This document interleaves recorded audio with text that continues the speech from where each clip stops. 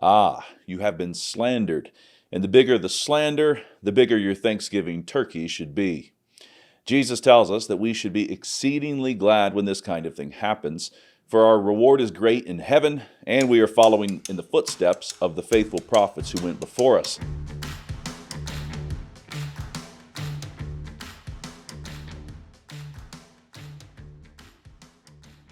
Thanksgiving is just on the horizon, so we are counting our many blessings and marking a variety of things to be thankful for.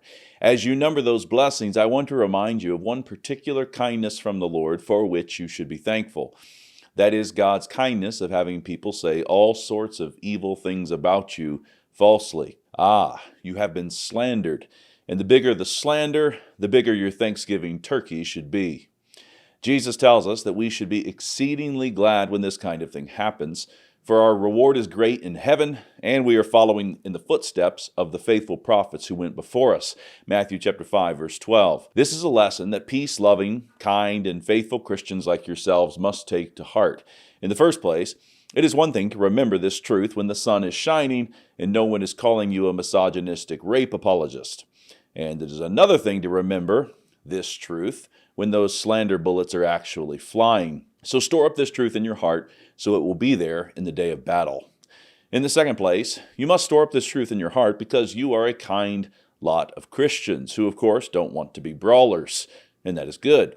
You want to pray for those who have done you the wrong, and that is good too.